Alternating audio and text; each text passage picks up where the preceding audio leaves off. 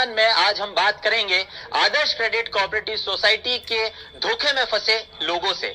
किस तरह से उन्होंने इन्वेस्ट किया और किस तरह से उन्हें धोखा मिला, इन तमाम सवालों के साथ आज इंडिया न्यूज की टीम अलग अलग जगहों पर निवेशकों से बात करने का प्रयास कर रही है। उदयपुर में हम भी कुछ लोगों के पास पहुंचे हैं जिन्होंने आदर्श क्रेडिट कोऑपरेटिव सोसाइटी में हुए धोखे के बाद एक आंदोलन के रूप में लिया और एक क्रांति स्टार्ट हो गई। हमारे साथ कुछ लोग हैं, हम इनसे बात करने का प्रयास करता हूं। सर, स्वागत करता हूं। आपका नाम बताएं, किस तरह से आपने इसको एक आंदोलन के रूप में देखा है? कई लोगों से आपने हेल्प भी की है, आप उनको लेके लिक्विडेटर से मिलने भी गए थे, क्या मामला हुआ था, क्या कुछ हुआ था, बताएं सर। मेरा नाम भरत कुमावत है और सर्वप्रथम हमने ही एक संघर्ष के रूप में इस आदर्श की संघर्ष समिति बना के संघर्ष शुरू किया था।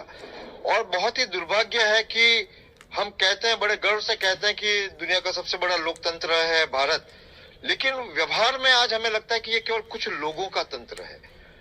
इतने बड़े पैमाने पर 21 लाख परिवारों का निवेश जो है वो आदर्श सोसाइटी में हुआ और हजारों करोड़ रुपए, लगभग 14,000 करोड़ से ज्यादा का जो है वो पूंजी है वो लोगों की फंसी हुई है। लेकिन आज दुर्भाग्य है कि कोई भी हमें नजर नहीं आ रहा है। हाई कोर्ट भी जजमेंट दे चुकी है कि आप इनको निवेशकों को पैसे लौटाएं, लेकिन ये पैसा कौन देगा? केवल एक फुटबॉल का खेल हो रहा है कि कौन देगा पैसा। लिक्विडेटर की जिम्मेदारी बनती है, लेकिन जब हम लिक्विडेटर के पास जाते हैं और उनसे बातचीत करते हैं तो लिक्विडेटर कहते हैं कि हमारे पास रिकॉर्ड पर कोई प्रॉपर्टी नहीं है आदर्श की, हमारे बैंक खातों में केवल 24 करोड़ रुपए है, और ज्यादा कुछ पूछो तो पुलिस को बुला के हमें अरेस्ट करवा दिया वहां पर। तो एक तरह से जिस तरह से माफिया तंत्र हम फिल्मों में देखते हैं कि किस प्रकार से गुंडों की गैंग मिलके सीधे साधे आदमी को निरुत्तर कर देती है, उस प्रकार से हमारे साथ भी ऐसा व्यवहार हो रहा है। और आज न्यायपालिका भी मौन है। यहाँ के जो संविधान, हमारे जो संसद है, हमारी विधानसभा है, सबके पास ये चीजें पहुंच चुकी है, लेकिन कोई भी आज की तारीख में पुख्ता विश्वास से नहीं कह सकता है कि आदर्श का पैसा इतने दिनों में आएगा और इस प्रक्रिया से आएगा। और अभी संघर्ष में है हम भी। देखिए, संघर्ष के अलावा कोई रास्ता नहीं है। या तो मर जाए, गांधी जी ने जैसा कहा, या तो करो या मरो। तो हमने मरने का रास्ता नहीं चुना है, हमने करने का रास्ता चुना है। और एक राष्ट्रीय स्तर पर एक निवेशकों का संगठन भी बनता जा रहा है और कई प्रकार की लड़ी जा रही है। और हम भी देख रहे हैं कि कोई सच्चा आदमी से हिंदुस्तान में मिल जाए, भले वो प्रधानमंत्री हो या मुख्यमंत्री हो या कोई भी नेता हो, किसी भी पार्टी का हो, अरे कोई तो आए और इन स्थितियों में एक वर्णन करे कि ये भारतीय लोकतंत्र और न्यायपालिका की गरिमा के अनुरूप हो रहा है या नहीं हो रहा है। आपके परिवार में भी कुछ लोगों ने इन्वेस्ट किया था, आज उनकी क्या स्थिति है? क्योंकि कई लोग जो हैं वो आदर्श में इन्वेस्ट करने के बाद फांसी के फंदे पर झूलने तक की उनकी नौबत आ गई थी, क्या कहेंगे? बिल्कुल सही कहा है आपने कि हमारे परिवार और हमारे समाज के इतने लोग हैं, मतलब हर तीसरा व्यक्ति हमारे समाज का इस आदर्श से पीड़ित है। और मेरे ससुराल के पास में ही एक व्यक्ति ने 26 जनवरी के दिन आत्महत्या की।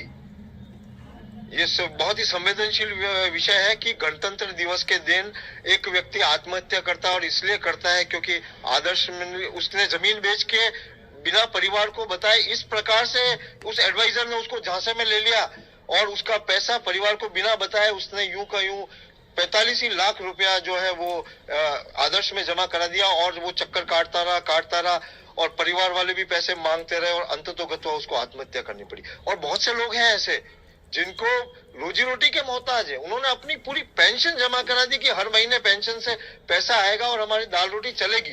तो किस तरह से लोग अपना जीवन गुजर बसर कर रहे हैं, बहुत ही दयनीय स्थिति है। किसे जिम्मेदार मानते हैं इसे? लोगों का छोटा सा लालच, या वो लोग जो आज आप सभी लोगों के लिए एक वो बन गए हैं कि जहां दिखे आप उन्हें किसी भी तरह की सजा देने को तैयार हैं? देखिए, अगर लालची मैं किसी को कहूंगा तो लालची सबसे पहले ये सरकार है जो परमिशन देती है। उसके बाद लालची वो रजिस्ट्रार है जो केवल अपनी तनख्वाह उठाता है लेकिन अपने ड्यूटीज को सही तरीके से नहीं निभाता है। उसके बाद लालची ये लोग नेता लोग हैं जो विरोध नहीं करते हैं।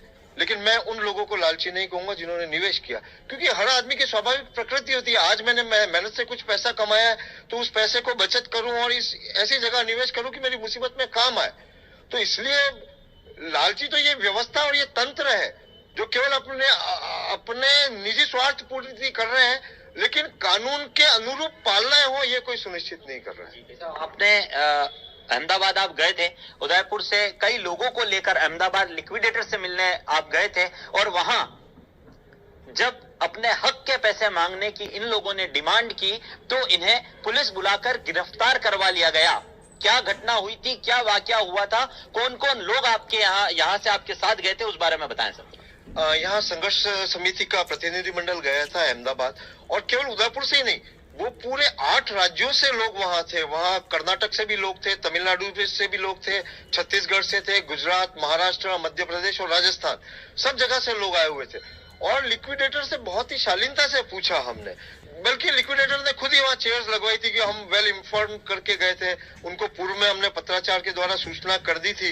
फिर गए उन्होंने, लेकिन जब उनको घिरते हुए नजर आए, क्योंकि लिक्विडेटर 3 साल से तनख्वाह ले रहा है, एक आईएएस ऑफिसर है वो, पूर्व रिटायर्ड, और जिस प्रकार से उनको काम करना चाहिए था कुछ भी नहीं किया।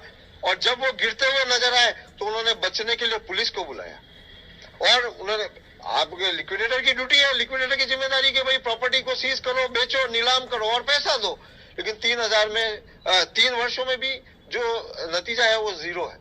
और इस तरीके से पुलिस ने बुजुर्गों को, महिलाओं को, मतलब मेल पुलिस वालों ने महिलाओं का हाथ खींच के गाड़ी में डाला उनको, और उसके बाद थानों में चक्कर कटाते रहे हमको, कभी किस चौकी में ले जाते, कभी थाने में ले जाते, कभी डिप्टी ऑफिस में ले जाते, और इस प्रकार से उन्होंने 6 बजे तक हम लोगों को केवल घुमाया, इधर से उधर ले गए। और लास्ट में जब जैसे ही लिक्विडेटर ऑफिस, क्योंकि उन्हें पता था भाई पूरे देश से लोग आए तो चले जाएंगे, तो केवल उन्होंने टाइम पास किया और इस मखौल उड़ाया न्याय व्यवस्था का, कानून व्यवस्था का। बिल्कुल, अब यह कहा जा सकता है कि आदर्श से पैसा रिकवर करना एक आंदोलन का रूप ले चुका है, और ये एक क्रांतिकारी जो है, ये इस आंदोलन के क्रांतिकारी कहलाने वाले हैं। हमारे साथ एक अधिवक्ता है जिन्होंने उदयपुर से 5000 से ज्यादा लोगों की जो रीट है वो इस आदर्श मामले में हाईकोर्ट में दर्ज कराई, और सबसे बड़ी बात यह है कि लगभग 3000 लोगों के पक्ष में हाईकोर्ट ने फैसला सुनाते हुए फिर से आदेश दिए हैं कि जो पैसा है वो लौटाया जाए। इस जंग को जिस अधिवक्ता ने अपने हाथ में लिया था, हम उनसे बात करते हैं कि कितने लोगों की रीट यहां पर उन्होंने लगाई थी। हालांकि आंकड़ा मैं आपको बता चुका हूं, लेकिन किस तरह से लोग इनके पास पहुंच रहे हैं, क्या कुछ लोग इनसे कह रहे हैं, हम इनसे बात करने का प्रयास करते हैं। स्वागत करता हूं। नमस्कार। क्या लगता है आपको, जो लोग आपसे मिल रहे हैं, कितनी जीत मान रहे हैं इसको आप, क्योंकि काफी लंबे समय से आप इसमें स्ट्रगल कर रहे हैं? Sir, advocate Narendra Joshi, Udaipur, Rajasthan. मामला यह है कि आदर्श क्रेडिट कोऑपरेटिव सोसाइटी जो है 20 वर्षों से सहकारिता की एक मिसाल बनी थी। भारतवर्ष में सहकारिता क्या होता है ये लोगों ने आदर्श क्रेडिट कोऑपरेटिव सोसाइटी से सीखा। 20 लाख से अधिक निवेशक, 820 से अधिक ब्रांचें, 4 लाख से अधिक एडवाइजर और 4000 कर्मचारियों का भविष्य उस वक्त दांव पे आ गया जब एसओजी की एफआईआर दर्ज हुई और सारे प्रमोटर मंडल को जेल में डाल दिया। ऐसी परिस्थितियां उस समय मौजूद थी कि इस सोसाइटी को पुनः चालू किया जा सकता है। आज लिक्विडेटर के जो शब्द है कि आदर्श क्रेडिट कोऑपरेटिव सोसाइटी के पास संपत्तियां नहीं है या उसके पास फंड नहीं है, इसका हम खुले रूप से विरोध करते हैं, क्योंकि आदर्श क्रेडिट कोऑपरेटिव सोसाइटी के पास न फंड की कमी थी और न ही संपत्तियों की कमी थी। पिछले 3 वर्षों से हजारों लोगों ने मिलकर प्रशासन को ज्ञापन दिए, कलेक्टर को ज्ञापन दिए, जगह जगह एफआईआर दर्ज हुई, लेकिन और जगह विधानसभा में मुद्दे उठाए गए, लोकसभा में मुद्दे उठाए गए, लेकिन राजनीतिक शिथिलता की वजह से इस मामले में कोई कार्रवाई नहीं हो पाई और इस कारण आखिर लोग त्रस्त है। लिक्विडेटर आज की तारीख में पंगु है, वह अपनी कोई कार्रवाई नहीं कर पा रहा है। लोग अपने तरीके से हर प्रकार के आंदोलन कर रहे हैं और इस मामले में यह भी कहूंगा कि जब लोगों को आखिरी कोई रास्ता नजर नहीं आया तो 5,500 से अधिक देश भर के निवेशकों ने राजस्थान हाईकोर्ट में अपने अधिकारों के संरक्षण के लिए रिट याचिकाएं विगत 1.5 से 2 साल में पेश की थी, जिनमें 3039 निवेशकों की रिट पे याचिकाकर्ताओं की सुनवाई करते हुए राजस्थान हाईकोर्ट ने 90 दिन में इन मामलों को सुलझाने के आदेश भी दिए हैं। इस मामले में हम मानते हैं कि न्यायालय द्वारा 90 दिन में आदेश दिए हैं, उस ऑर्डर को भी इम्प्लीमेंट कराने में, आगे के प्रोसेस को पूरा करने में 6 महीने से 12 महीने तक का वक्त लग सकता है। लेकिन राजनीतिक शिथिलताओं की भेंट चढ़ रहा है आदर्श क्रेडिट कोऑपरेटिव सोसाइटी और आज कई निवेशक ऐसे हैं जिन्हें तो हकीकत मालूम ही नहीं है। अगर इस मामले में अगर आदर्श के आलाकमान द्वारा समय रहते संज्ञान लिया जाता, अगर वो आगे बढ़कर आते और राजनीतिक लोग भी अगर इस मामले में आगे आते, तो निश्चित रूप से आदर्श क्रेडिट कोऑपरेटिव सोसाइटी को पुनः चालू करके उन 21 लाख निवेशकों को राशि लौटाई जा सकती थी, 4 लाख एडवाइजरों को जीवन दान मिल सकता था और 4000 कर्मचारी जो आज की तारीख में घर बैठ चुके हैं उनके रोजगार पे संकट नहीं आता। इतिहास में पहली बार हुआ है कि 3000 लोगों के लिए पक्ष में जो फैसला सुनाया गया है या इतने सारे लोग एक साथ कोर्ट की शरण में पहुंचे हैं एक ही मामले में। ये सर भारत के इतिहास में ऐसा पहली बार है कि सहकारिता से जुड़े हुए 21 लाख लोगों में से अगर 5000 लोग एक साथ एक ही न्यायालय के अंदर अपने रिलीफ के लिए गए, यह सहकारिता का पहली बार है और इतनी संख्या में लोगों ने कभी भी कोई रिट याचिका किसी भी मामले के अंदर न्यायालय के अंदर प्रस्तुत नहीं की थी। सर कितने निवेशक आपकी